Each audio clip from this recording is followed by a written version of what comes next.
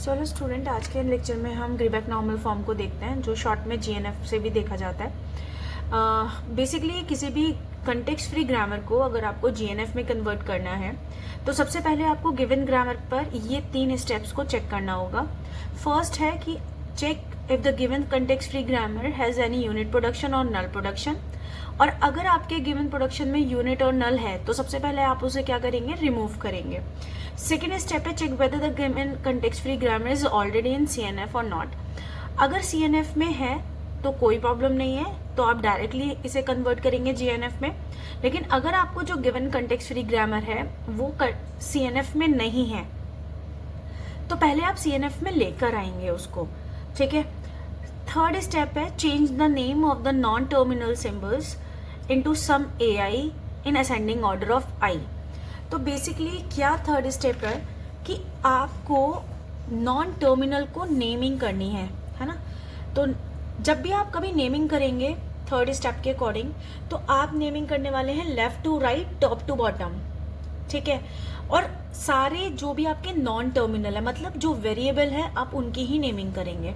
तो सबसे पहले चेक करते हैं कि हमारे क्या गिवन प्रोडक्शन में फर्स्ट स्टेप के अकॉर्डिंग यूनिट प्रोडक्शन और नल प्रोडक्शन तो नहीं है। तो आप देख सकते हैं कि जो आपके गिवन प्रोडक्शंस हैं उसमें कोई भी यूनिट और नल का प्रोडक्शन नहीं है, तो हम फर्स्ट स्टेप को स्किप करते हैं। सेकेंड स्टेप में है कि आपकी सीएनएफ में होनी चाहिए ग्रामर। तो आप देखेंगे कि जो सीएनएफ की प्रॉपर्टी थी चॉम्स्की नॉर्मल फॉर्म की, उसमें ये था कि आप सकते हैं एग्जैक्टली 2 वेरिएबल ही यूज कर सकते हैं या फिर आप टर्मिनल यूज कर सकते हैं। तो आप देखेंगे कि सारे के सारे, चाहे एस का प्रोडक्शन हो आपके पास 2 वेरिएबल्स हैं, ए का प्रोडक्शन है आपके पास 2 वेरिएबल हैं या फिर टर्मिनल है, और बी का प्रोडक्शन भी 2 वेरिएबल है या फिर टर्मिनल है। तो आपको जो गिवन कंटेक्स्ट फ्री ग्रामर है वो ऑलरेडी इन सीएनएफ है, ठीक है। तो अब हम स्टार्ट करते हैं थर्ड स्टेप पर नेमिंग करना किसी भी वेरिएबल की। तो आपको पता है कि आपका जो वेरिएबल है वो आपका एस है, ए और बी है, ठीक है। बट आप जो भी नंबरिंग करेंगे और जो भी हम नेमिंग देंगे वो असेंडिंग ऑर्डर में, अल्फाबेटिकल असेंडिंग ऑर्डर में नहीं देंगे। आप यहाँ से चलेंगे, सबसे पहले आपको स्टार्टिंग सिंबल एस मिला तो एस को जो आपने नाम दिया है वो ए आई, और यहाँ पर आई की वैल्यू है 1, ठीक है। तो सबसे पहले आप चल रहे हैं टॉप से लेफ्ट टू राइट। तो सबसे पहले आपके पास था एस, और उसके बाद जब आप राइट चलेंगे तो उसके बाद जो नेक्स्ट वेरिएबल मिलेगा वो आपको मिलेगा ए, और उसका नेमिंग होगा आई की वैल्यू नेक्स्ट टू, तो A2। इसके बाद ए के बाद आपको, अगर आप राइट में चलते हैं तो मिलता है बी वेरिएबल और इसकी वैल्यू होगी आई इक्वल्स टू 3, तो A3। अब आपने टॉप कंप्लीट कर लिया। अब आप आएंगे नेक्स्ट स्टेप पे, तो आप देखेंगे कि अब आपको ए वेरिएबल मिल रहा है। आप ए को ऑलरेडी नेम दे चुके हैं, अगेन बी को भी दे चुके हैं और उसके बाद एस को भी दे चुके हैं। तो अब यहाँ पर क्योंकि 3 वेरिएबल ही हैं तो आपने तीनों की नेमिंग कर दी। अब आपको क्या करना है, इन नेमिंग जो चेंज आपने करी है उनके अकॉर्डिंगली नए प्रोडक्शंस को बनाना है। तो सबसे पहले मैंने एस को क्या दिया है, A1, तो A1 टेंस टू A2 की वैल्यू है आपकी A2, और आपकी बी की वैल्यू है A3, ठीक है। नेक्स्ट प्रोडक्शन है आपका ए का, तो A2 tense to A3, S replace होगा A1 से, और नेक्स्ट प्रोडक्शन है बी, और बी का प्रोडक्शन है आपका, बी रिप्रेजेंट करता है, आपने नेमिंग करी है A3, एस है आपका A1, ए है आपका A2 और नेक्स्ट है आपका ए। तो ये आपने सिंपल नेमिंग चेंज के अकॉर्डिंग नए प्रोडक्शंस को आपने लिख लिया। अब इसको कन्वर्ट करना है आपको जीएनएफ में, ठीक है। यहां से आप क्या स्टार्ट करने वाले हैं, अब जो आपके गिवन प्रोडक्शंस बने उन पर आप अप्लाई करेंगे स्टेप 4। और स्टेप 4 क्या है, आप चेक करेंगे आई की वैल्यू को। अब आई और जे है क्या, आई है आपका लेफ्ट हैंड साइड में जो फर्स्ट प्रोडक्शन है A1, A I tense to ए जे, ठीक है। अगर आपका आई है लेफ्ट हैंड साइड में जो वैल्यू है उसका इंडेक्स वैल्यू, और जो राइट हैंड साइड में इंडेक्स फर्स्ट वेरिएबल की जो इंडेक्स वैल्यू है वो रिप्रेजेंट कर रही है जे को। तो अगर आपका आई लेस देन है जे से तो हम कंसीडर करते हैं कि ये ओके स्टेटमेंट है, इसको भी अनटच हम रखते हैं।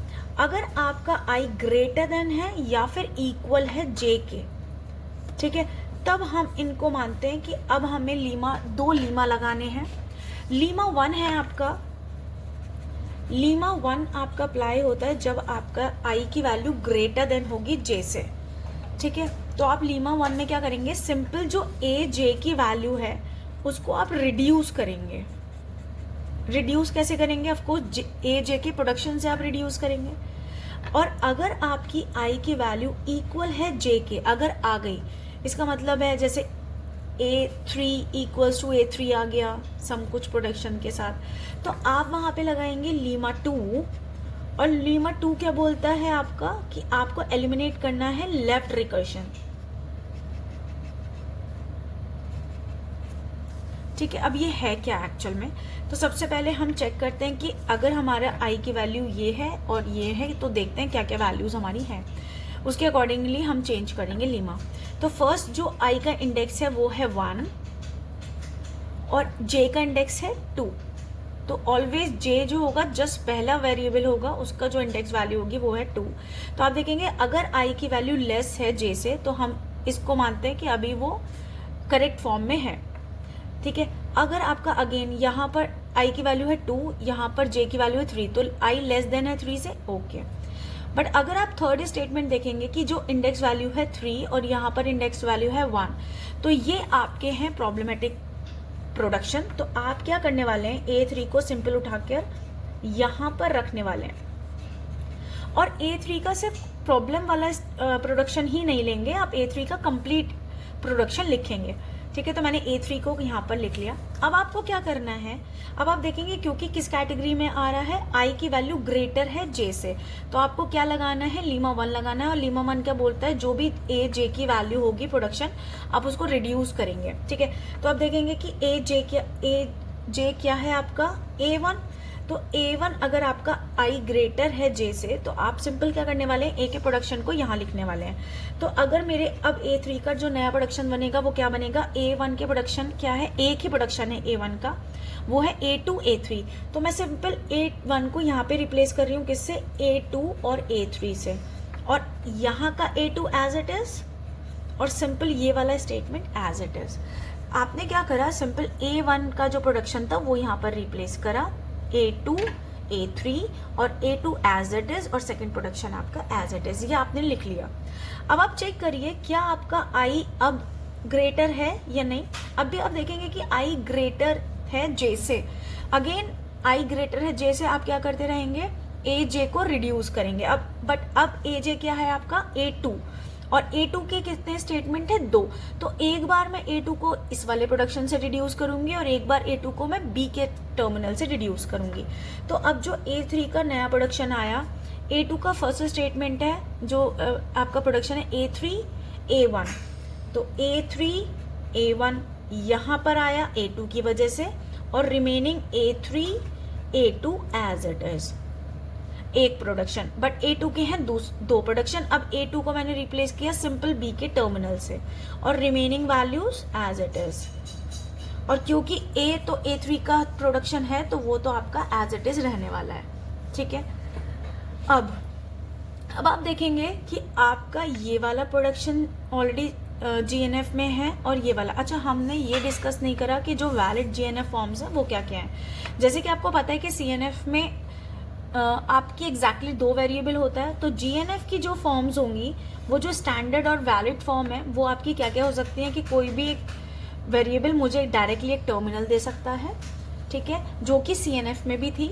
और यहाँ पर कोई भी एक वेरिएबल अगर एक टर्मिनल के बाद कितने भी वेरिएबल दे सकता है, ठीक है। तो बस फर्स्ट आपको जो एलिमेंट मिलेगा वो टर्मिनल मिले, उसके बाद आपको सारे के सारे क्या मिलेंगे, वेरिएबल। ऐसा नहीं हो सकता कि वेरिएबल के बाद भी आपको टर्मिनल मिल जाए, ये भी आपका GNF नहीं है। तो सिर्फ 2 ही वैलिडेशन प्रोडक्ट हैं आपके, वैलिड प्रोडक्ट हैं किसी भी GNF को शो करने के लिए और रिप्रेजेंट करने के लिए। तो हम मानते हैं क्योंकि मुझे ये ही 2 कैटेगरीज लेके आनी है। तो आप देखो यहाँ पर A3 मुझे टर्मिनल दे रहा है, और सेकेंड है A3 मुझे क्या दे रहा है, फर्स्ट टर्मिनल के बाद आपको देखेंगे कि दोनों के दोनों जो मिले हैं वो वेरिएबल मिले हैं। तो ये जो दोनों फॉर्म है मेरी GNF में फुलफिल हो रही हैं। बट जो A3 की प्रोडक्शन है वो ये आपका ये वाला फुलफिल नहीं हो रहा। लेकिन अब आप क्या कर चुके हैं, आपने अब जो I और J की वैल्यू है वो इक्वल पे ले आए हैं, है ना, आई और जे इक्वल है तो आप क्या लगाएंगे, लीमा 2 लगाएंगे और यहाँ पर लेफ्ट रिकर्जन को आप रिमूव करेंगे। अब लेफ्ट रिकर्जन आप रिमूव कैसे करते हैं, तो आप देखेंगे जहाँ पर भी आपको इक्वल वैल्यू मिलेगी तो A3 का जो प्रोडक्शन आएगा, मैं देख इसके अलावा की वैल्यू को मैं मान रही हूँ कि बीटा है, ठीक है ठीक है। अब ये क्या है, A3 का जो प्रोडक्शन आएगा वो A3 तो एज इट इज आएगा।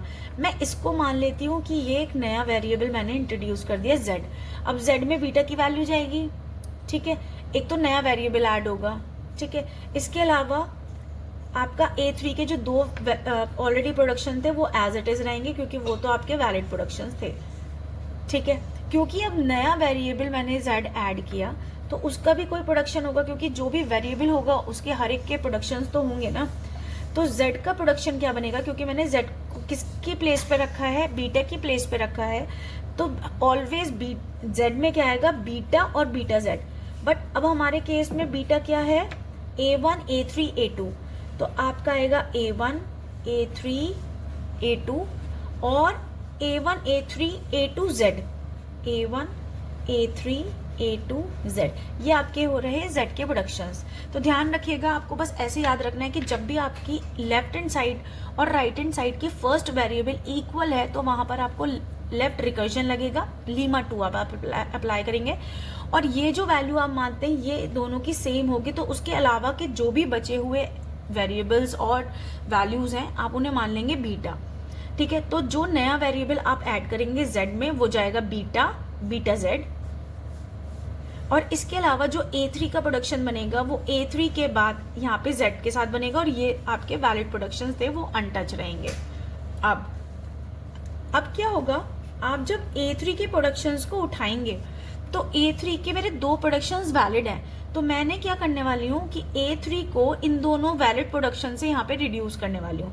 तो A3 को सबसे पहले मैं रख सकती हूँ एक बार A और Z तो इसका एज इट इज था, और साथ में ये वाला प्रोडक्शन A3 को यहाँ पे रिप्लेस होगा, तो B A3 A2 और Z यहाँ पर इसका रहने वाला है, और सेम ये वाले प्रोडक्शन तो एज इट इज रहेंगे क्योंकि ये ऑलरेडी आपके GNF में है, ठीक है। अब आप देखेंगे कि जो GNF आया A3 आया वो कंप्लीटली GNF में है, ठीक है।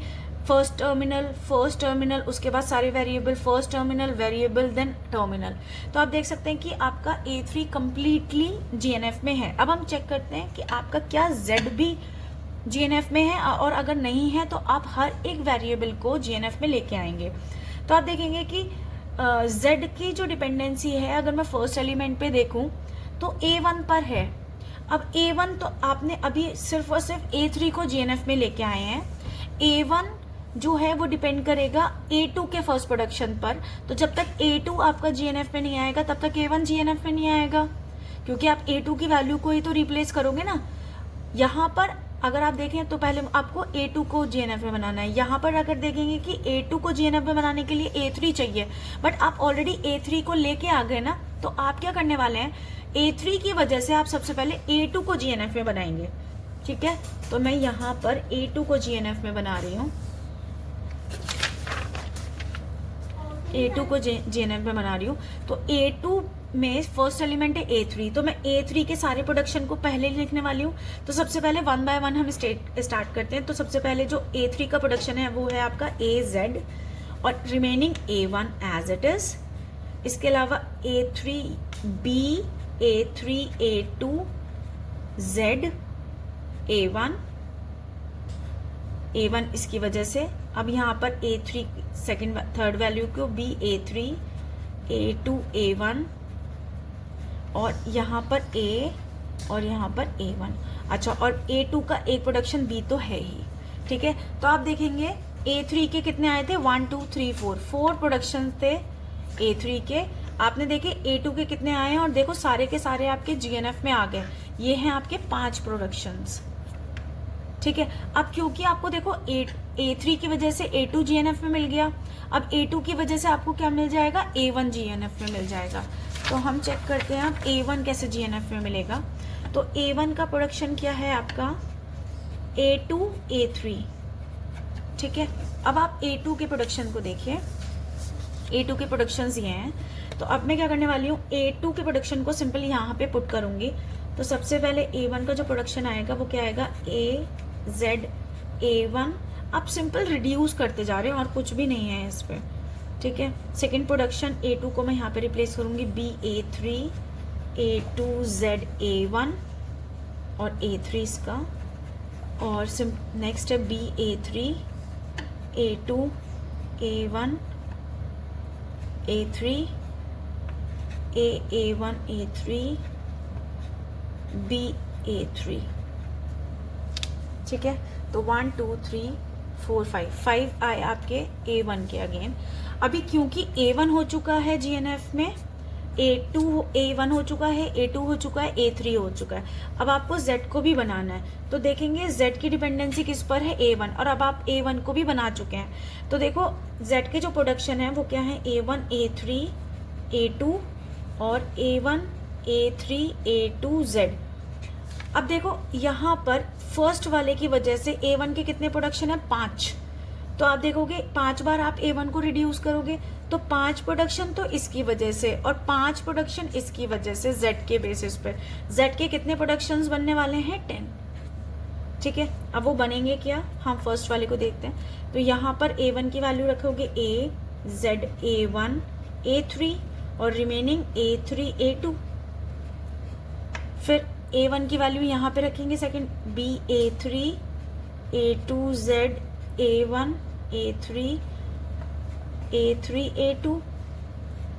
थर्ड A1 की वैल्यू क्या रखेंगे अब, BA3, A2, A1, A3 और अगेन A3, A2। इसके बाद आपका ये हो चुका है। अब है आपका A1, A3, A3, A2 और फिर है आपका BA3, A3, A2, ठीक है।